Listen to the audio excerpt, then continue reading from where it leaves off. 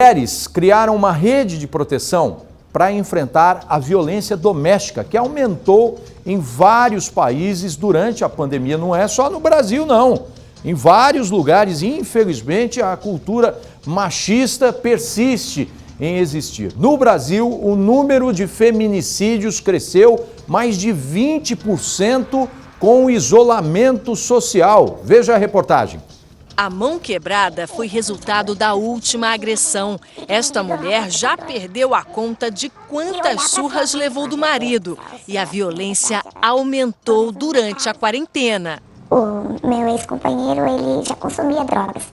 E devido à pandemia, aumentou mais. Então ele ficou mais reservado de casa, não tinha o que fazer. Eu virei o saco de pancada, o passatempo.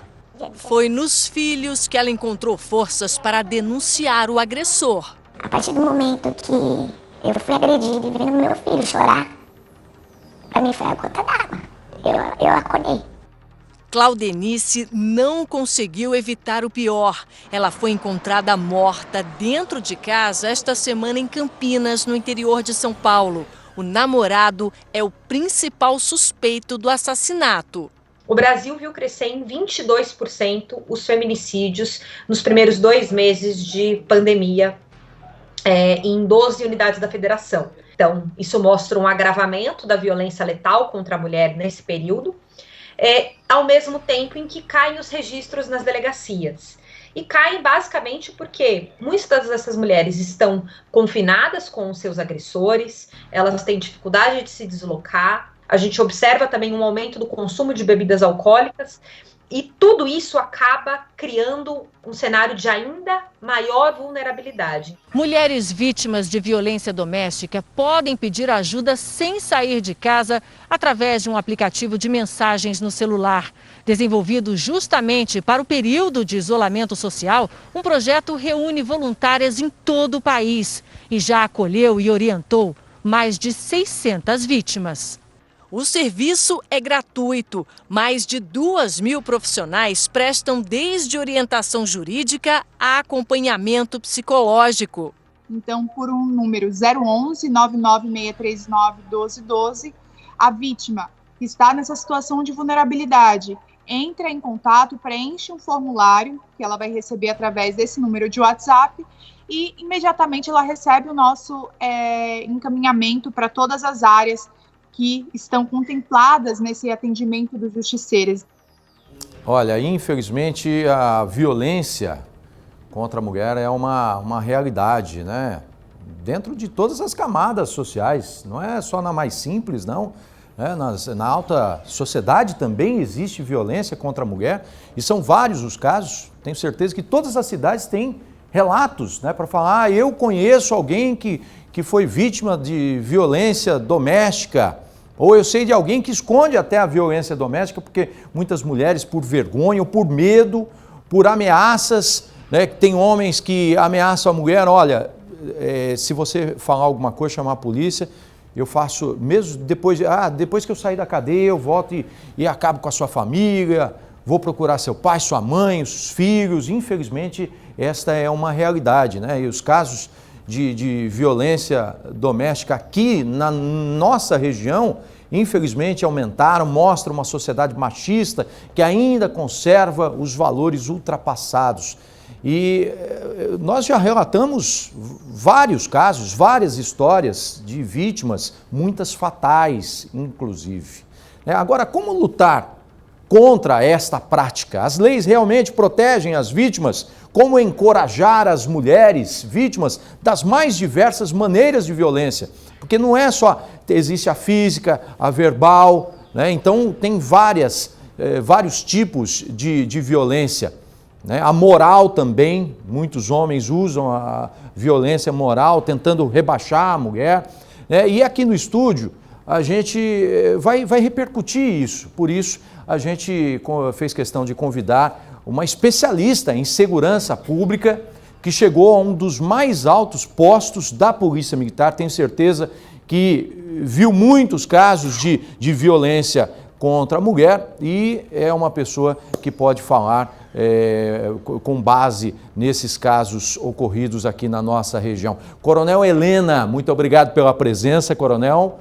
Boa tarde. Sandro, boa tarde a todos. Uma honra estar aqui novamente, falando desse problema que é tão sensível, que é tão grave e que ainda afeta tantas mulheres no Brasil e também aqui na nossa região. A senhora, na ativa, no comando da Polícia Militar, a senhora viu vários casos, né?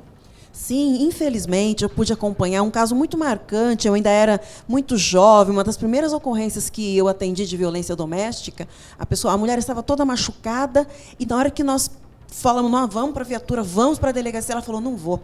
Na época ainda dependia da mulher denunciar, né? Não era crime de ação pública. E aí ela falou, não vou porque ele compra leite para as crianças. Olha que situação triste, né? A gente fica realmente angustiado com esse tipo de situação. Agora, o que causa, a gente consegue explicar, né, o que causa esta violência? Faz parte da cultura do ser humano, né? O homem achar que manda na mulher, que a mulher é uma propriedade? A questão do machismo, você citou muito bem na sua fala, está na raiz da violência doméstica.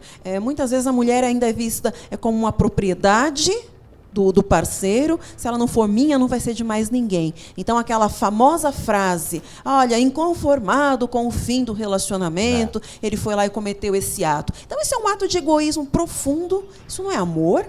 A mulher ela tem que se conscientizar disso e você também mencionou que existem várias formas de violência.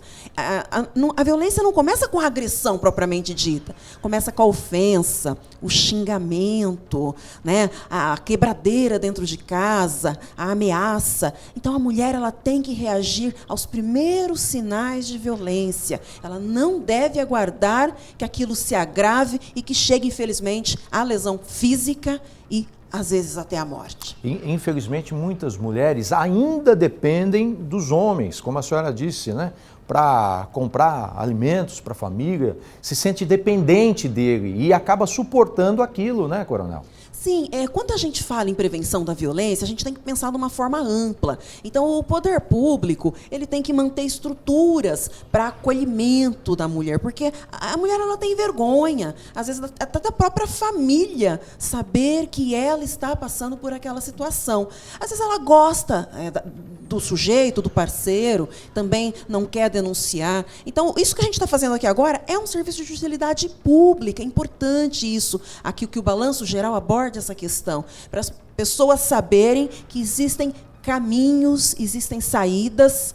Mesmo durante a pandemia, os serviços de assistência à mulher, eles são considerados serviços essenciais, né, estão funcionando, as delegacias de defesa da mulher, algumas cidades têm estruturas, né, como coordenadorias, CRAS, são serviços voltados ao acolhimento da mulher. E, a partir desse acolhimento, ela pode ser encaminhada para um acompanhamento psicológico e tem algumas iniciativas muito bacanas de capacitação da mulher para que ela ingresse no mercado de trabalho e saia dessa situação de dependência financeira, que é muito cruel você pensar que a mulher fica tolerando a violência pelos filhos, pelo sustento.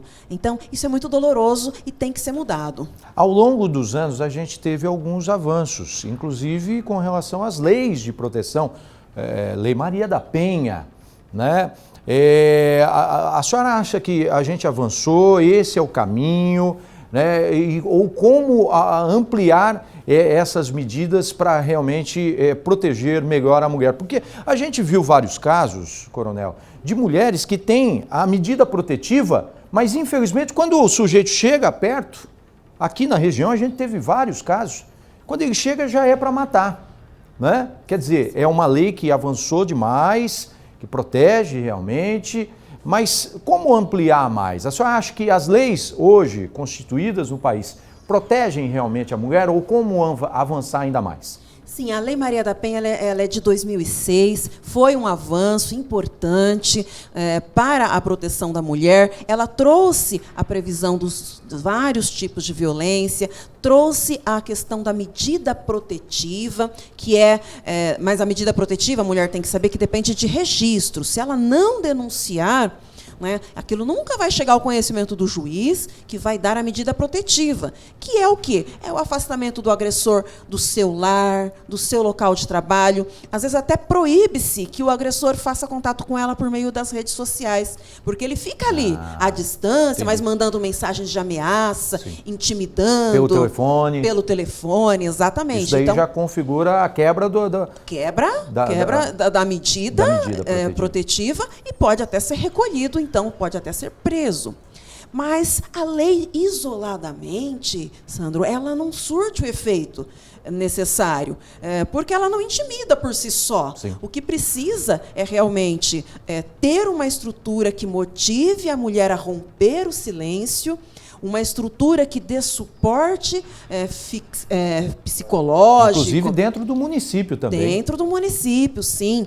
E o que acontece muitas vezes, a medida protetiva, quando a pessoa chega, né, o agressor chega, rompe a medida protetiva, e já com aquele posicionamento agressivo, ele vai realmente cometer o crime, a mulher ela tem recursos para acionar a polícia. Hoje, a tecnologia, por meio de aplicativos, pode ajudar as mulheres. Nós temos, por exemplo, na Polícia Militar, o aplicativo SOS Mulher, que a mulher que tem a medida protetiva pode baixar ali no seu aparelho, né, seja ele de qual Android, iPhone, qualquer um deles, e faz um cadastro prévio e por meio de um único botão, ela pode acionar a polícia militar. E ele é georreferenciado. A viatura vai... Se ela estiver no supermercado e o cidadão perseguiu ela até lá, ela aciona, a viatura vai até onde ela está. Então, é uma ferramenta que agiliza o atendimento, ela não tem que ficar falando com o atendente, né, aquele caminho mais longo.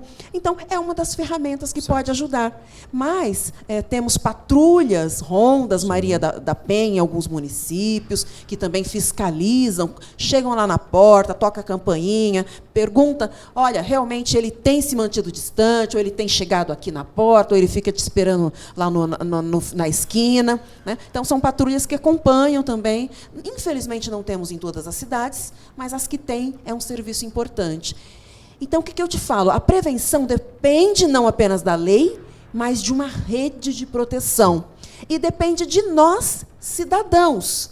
Também temos que ter uma postura proativa, se conhecer. Se você conhece uma pessoa que está sendo agredida, denuncie por ela. Chame uma viatura quando você estiver ouvindo gritos, barulho de coisas quebrando. Nós temos um papel também a combater o machismo, né, por meio da formação das pessoas, por meio da educação, e também denunciando quando a pessoa está acuada e não tem ela mesma condições de pedir socorro. Quando ela não tem coragem, né? É importante ampliar esse encorajamento ou da pessoa que está sendo vítima, né, identificar a agressão e também daquelas pessoas que a rodeiam. Passou o tempo de falar, briga de marido e mulher não se mete a colher. Na verdade, tem que atuar, porque de repente ali não tem só a colher, tem uma arma, tem uma faca que pode terminar com a vida da pessoa, né? Exatamente. Grandes tragédias às vezes acontecem pela omissão. Aí uma coisa que eu quero lembrar é que não basta apenas cuidar da mulher, tem que cuidar do agressor,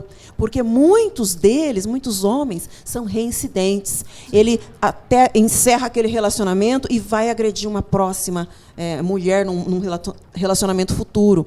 Então, é importante que o poder público crie também estrutura para acompanhar o agressor. Temos aí as rodas de conversa, os papo de homem, são vários projetos, mas são muito poucos e muito tímidos. Temos que investir nisso. Tá certo. Coronel, muito obrigado pela sua presença. Numa próxima oportunidade, com outro tema, a senhora volta a comentar. Será um prazer, é sempre muito importante colaborar com a população, esclarecer sobre os direitos, sobre a legislação. As pessoas precisam conhecer, ter mais informações. Tá certo. Coronel Helena, muito obrigado pela participação.